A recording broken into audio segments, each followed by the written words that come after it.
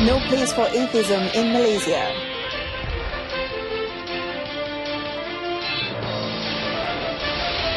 Malaysia and Brunei sign a Unitisation Framework Agreement in oil and gas.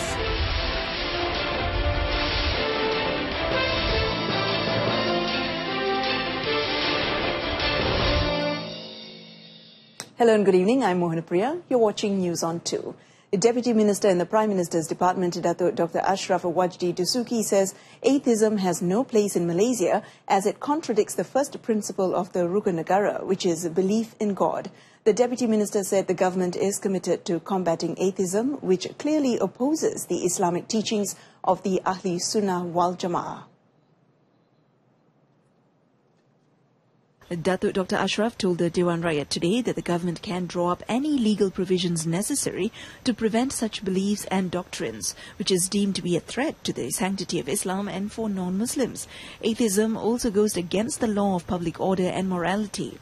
Bagi bukan Islam sebenarnya, seperti yang kita semua sedia maklum, ia bercanggah juga dengan undang-undang yang berkaitan dengan ketenteraman awam dan kemoralan. Bahkan kita sudah ada akta hasutan umpamanya, yang sekiranya ada pihak-pihak yang cuba untuk menyebarkan ideologi-ideologi, doktrin seperti mana etis ini, yang cuba untuk menyangkal kesucian agama-agama lain, ia boleh diambil di bawah akta hasutan ini. He added that Article 11.1, which allows for freedom of religion, should be read together with Article 11.4, which prohibits the spread of other religious beliefs and doctrines among Muslims.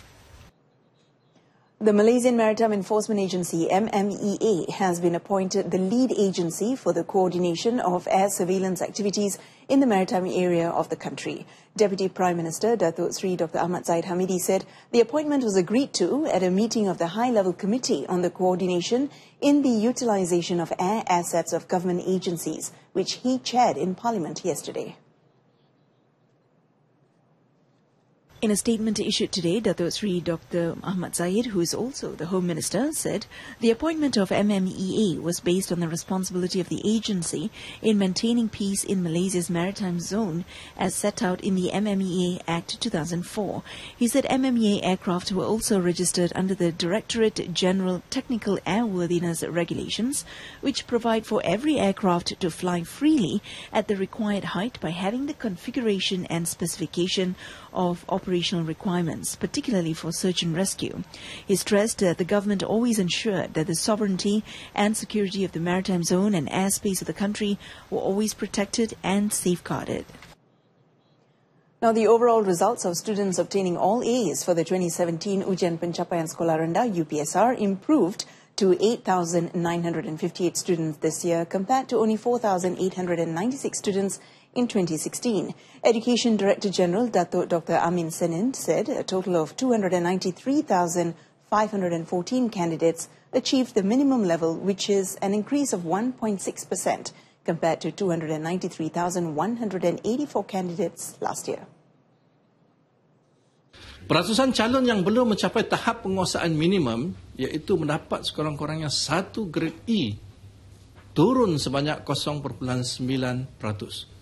Iaitu 30.2% pada tahun 2017 berbanding 31.1% pada tahun 2016.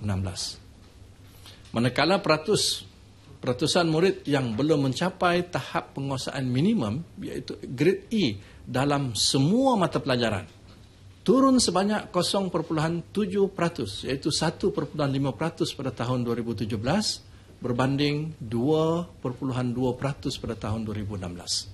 A total of 443,794 candidates sat for the UPSR examination this year, which was held from 11th to the 18th September 2017 at 8,085 examination centres nationwide. In a related development, Dr. Amin said Year 6 students will also receive formal reports for sports, physical and curriculum activities assessment, classroom assessment and psychometric assessment known as the Primary School Assessment Report, PPSR, beginning this year. He said that despite the good results achieved this year, there is still room for improvement. Maklumat ini harus digunakan oleh semua pihak kerana pelaporan ini menggambarkan profil murid sebagai model insan untuk negara pada masa akan datang. Laporan Perangkat Nasional juga menggambarkan status pendidikan sekolah rendah di Malaysia.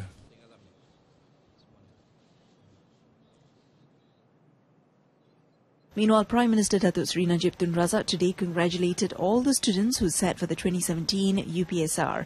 The Premier, via his Facebook and Twitter accounts, reminded all students to thank their parents and teachers who had helped them in preparing for the examination. A total of 8,958 students out of 443,794 students achieved all A's in the examination this year. 50,000 students will sit for a special online test introduced by the Education Ministry this year for entry into Form 1 at boarding schools beginning 11 to 15 December to be held at more than 200 designated exam centres. Its Minister, Datuk Seri Majir Khalid, said this is to fill the 10,000 vacant spaces in 69 boarding schools nationwide.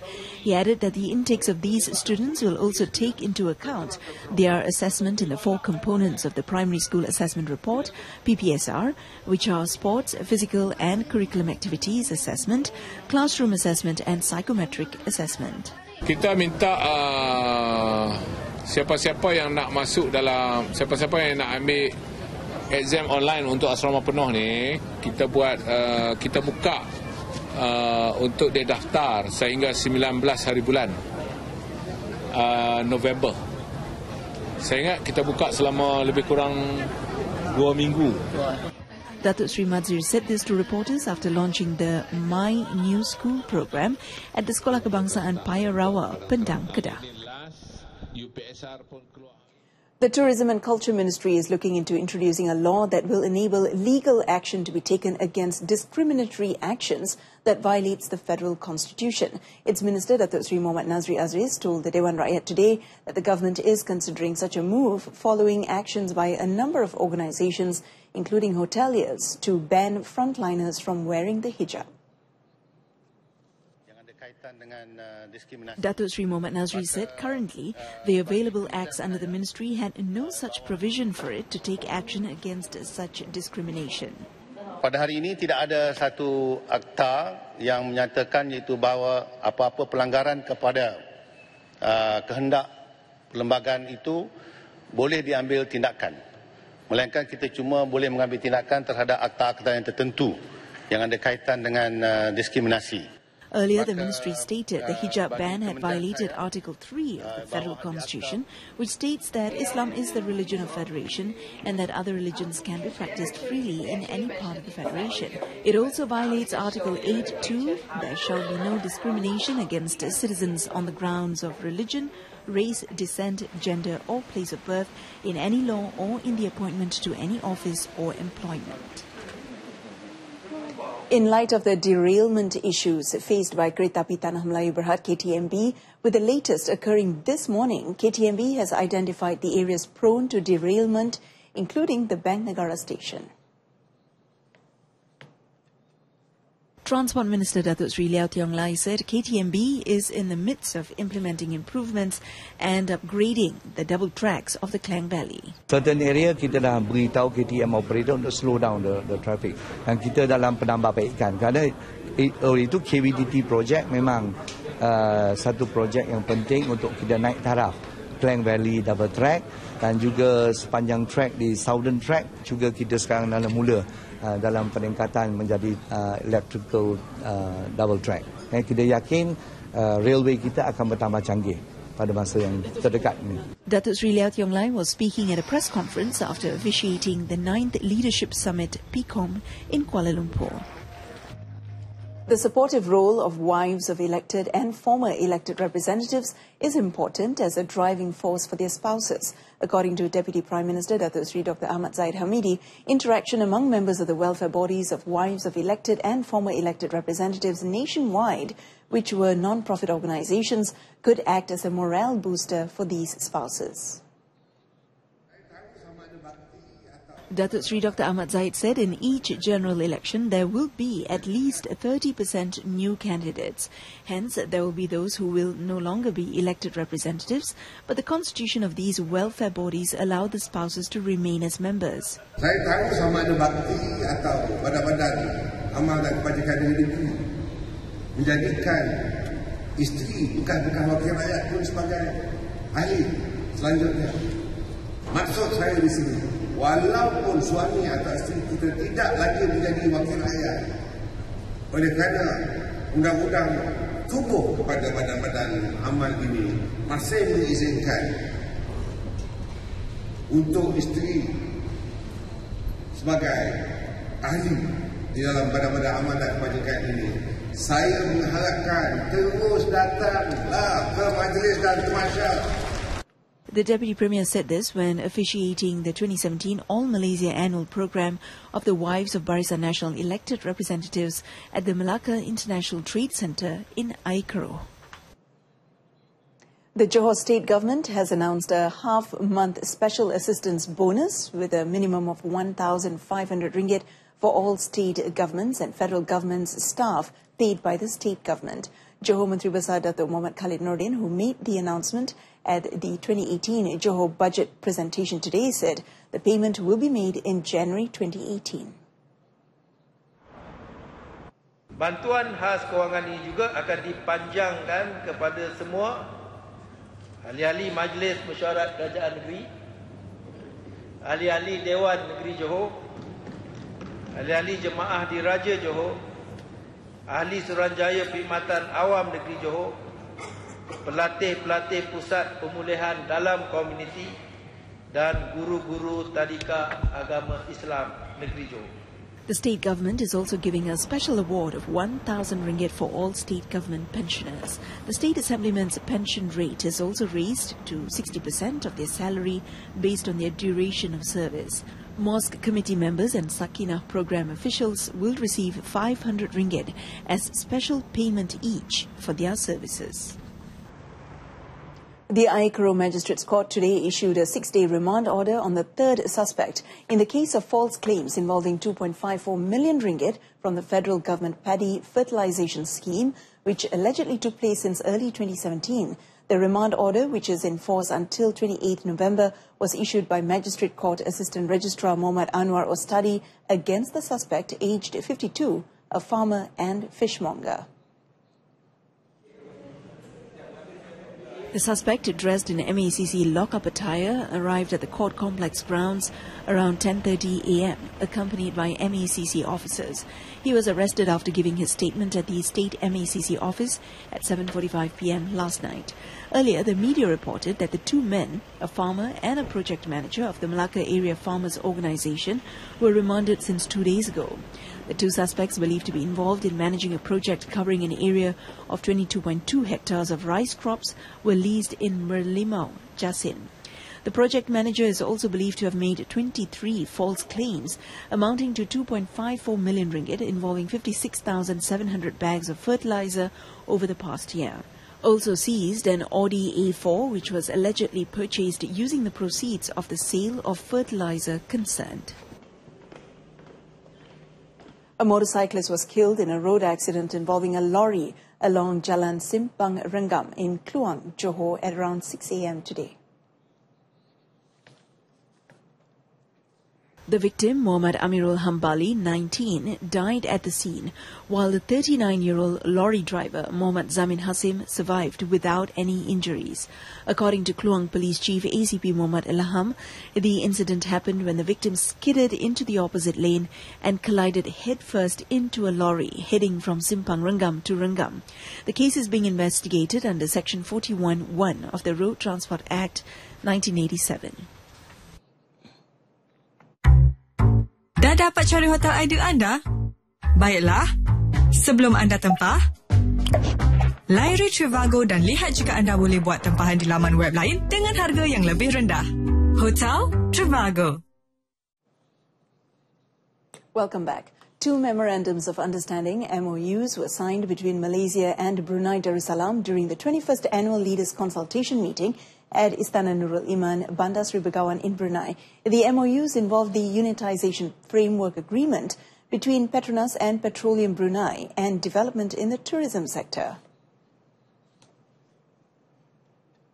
The unitisation arrangement involved Malaysia's Kinabalu West Nag field and Brunei's Maharajalela North Panel field, Malaysia's Gumusut Kakap and Brunei's Gorongsong Jagus East. Kita jangkakan pada pertengahan tahun hadapan akan diputuskan cara muktamad detail berhubung dengan pembahagian pendapatan yang akan berpandu kepada framework agreement yang ditandatangani dalam rundingan ataupun sempena rundingan tahunan. Yang kedua ialah kerjasama dalam bidang pelancongan. At a media conference following the meeting, Datuk Sri Najib said several positives came out of the agreement, including the Pan-Borneo Highway project, defence, maritime, fisheries, livestock, and also regional and international issues, including the plight of Rohingya refugees and West Asian conflict. Malaysia has been selected to host one of the Nestle Group's 3 global procurement hubs known as Nestrade. According to International Trade and Industry Minister Tu Datuk Sri Ong Kah Chuan, the establishment of the hub was timely and a good reflection of the country's potential as an investment destination. Malaysia is the pioneer host to Nestrade in Asia, while the other 2 are Panama and Switzerland. Hope Nestle can help us to build up the ecosystem for us to go into the international trading platform. Now, to go into this cross-border trade, to trade your goods into the international platform is not something very simple. You need to have good quality, you need to be very competitive. So for Malaysia alone, it's difficult for us to achieve, so we need the international multinational company. Executive Vice President and Head of Operations, SA Dr. Magdi Batato, said this new hub will provide the Nestle Group with enhanced strategic procurement support, delivering competitive and innovative solutions to help drive sustainable growth. This country has always been investor-friendly and always done their utmost best to attract international investors. We are here in this country for more than 100 years, as you know. And we look forward to staying on many, many more years. The Johor government projects that 100,000 units of affordable housing known as Rumah Mampu Milik Johor, RMMJ, will be built by the year 2023. The projection was made after the state government added another 40,000 units from the initial projection of 60,000 units by the year 2020. Johor Menteri Besar Datuk Muhammad Khalid Nordin said that since 2014 up to October 2017, about 16,000 RMMJ units were completed, exceeding the projected 27% in a period of 3 years. Meanwhile, another 13,536 units will be built in 2018. Task Force Perumahan Negeri Johor mengunjurkan unit RMMJ yang akan disiapkan adalah sebanyak 13,536 unit bagi tahun 2018 dan 30,993 unit dalam tahun 2019 dan 2020. The Menteri Besar said besides the RMMJ project, the state government will also build 488 units of affordable housing for the M40 households in Taman Pelangi Indah and Taman Rinting at a price of 300,000 ringgit each. The total exports of oil, gas, rubber, palm oil and electronic products totaled 370.84 billion ringgit from January to August this year. Speaking in Parliament today, International Trade and Industry Deputy Minister Dato' Ahmad Maslan said this was an increase of 26.1% compared to the 294.12 billion ringgit recorded in the same period in 2016. Dato Ahmad said the Malaysia External Trade Development Corporation, MATRADE, have prepared several specific programs towards increasing the competitiveness of exporting companies. He also said that the Services Export Fund is set to enhance the country's capability to gain market access. Dato Ahmad added, overall, the country's exports are expected to continue to grow and that the export of value-added items will continue to be driven by demand from developed countries. And that concludes this evening's News on 2. In our top story, Malaysia and Brunei sign Unitisation Framework Agreement in oil and gas. I'm MOHANAAPRIYA. Thanks for watching.